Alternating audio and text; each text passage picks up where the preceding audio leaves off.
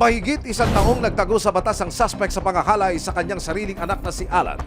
Sa warrant of arrest na ibinaba ng Branch 14 ng Regional Trial Court ng Silay City, Negros Occidental, 3 counts of rape ang isinampang kaso laban sa suspect. Sa loob ng mahigit isang taon, walang tigil ang mga kaanak ng biktimang silani sa paghahanap sa suspect na lumapastangan sa kanya. Tinatanong ko lang po doon sa kanila kung nandun. Pero sabi po wala, na lahat pong gagawin para po makita lang, mahanap po siya. Hindi yan ang ginusto, ma'am. Iya, ginayamang kagaginhimo yan na sa bata. Ya bala, ma'am. Hanggang nito lang Mayo, isang tip ang natanggap ng Philippine National Police Maritime Group ng National Capital Region. Nasa Batangas daw ang suspect na si Alan at nagtatrabaho doon bilang construction worker. Ilang araw po nating minanmanan yung construction na pinagtatrabahuhan ng ating pong suspect. Ika-28 ng Mayo, nagsagawa ng operasyon ng PNP Maritime Group NCR para mahuli ang suspect. Ito yung mukha nung subject natin. 3 counts ng rape. Tapos isang construction worker. Yan yung description niya. Okay, mag-iingat ha. Okay, let's go. Bitbit ang warrant of arrest para sa kasong 3 counts of rape. Para CEO. Tumulak ang grupo patungong Batangas City para arestuhin si Alan. Habang nasa biyahe ang mga operatiba, isang asset ang nagmanman sa suspect. 700 meters na lang po yung layo natin, ma'am, sa subject natin. So, ang parang karinderya along the highway. At nang mamataan nila si Alan, mabilis na kumilos sa mga otoridad. Ayan, naka-green. Go, go. Ano, sir?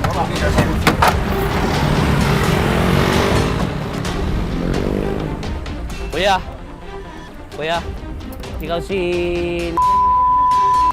ha? Oh, may kaso kang rape, 3 counts ng rape sa branch 40 ng Silay, Negros Occidental. Ikaw ay may karapatang manahimik. Lahat ng iyong sabihin ay pwedeng gamitin laban sa pabor sa'yo sa anumang hukuman. Ikaw ay may karapatang kumuha ng abogado. Kung hindi po kaya, bibigyan po kayo ng gobyerno. Naintindihan niyo po yung mga karapatan niyo, kaya? Okay, thank you. Bakas sa pagkabigla kay Alan ng lapitan ng mga otoridad, hindi na rin siya nakapalag.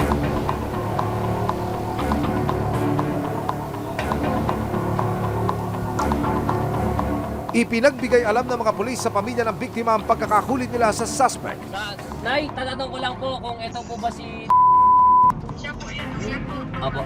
May gusto mo ba kayo sabihin, Nay? Tingnan mo siya, kung matutuo ng iyang ginimo ko sa bata.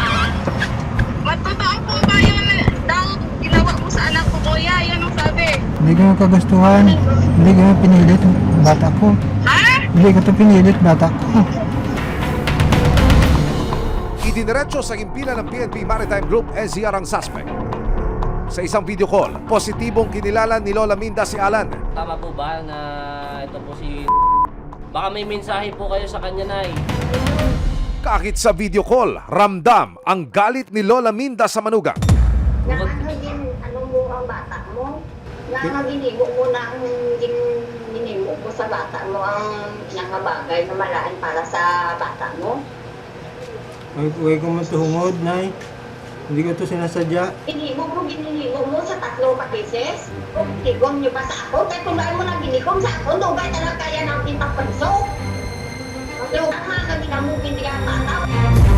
Masaya po dahil po nahuli siya at nabigyan na po yung justisya po yung anak ko. Nito lang Biyernes, personal kong nakausap ang suspect na si Alan. Inaamin niyo ho ba yun? Nagalaw niyo yung sarili niyong anak? Pero hindi ko po siya pinwersa. Ilang beses ho nangyari yun? 3. Pero sarili niyo yung dugo yun, tatay. Yung nga po. Ano po masasabi niyo ngayon? Ay, handa naman akong harapin po yung kung anong parusa bibigyan sa akin. Ang mangyayari po, ma'am, yung ating pong suspect ay ibabalik po sa Negros Occidental at i-receive po sila ng EB Magalona Police Station bago po i-transfer kung saan mang pong provincial or BGMP facility na sasabihin ng korte. Sa pagkakatakip sa suspect, tila nabunutan ng tinik sina Lola Minda at Lani. isang taon man ang lumipas, magtago man sa kasulok-sulukan, sa huli, mananagot sa batas ang may kasalanan.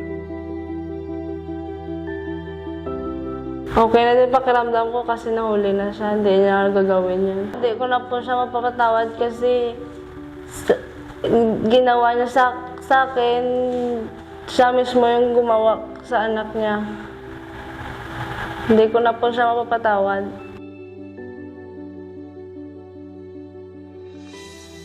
May aksyon, ebidensya, resibo, walang lusot ang may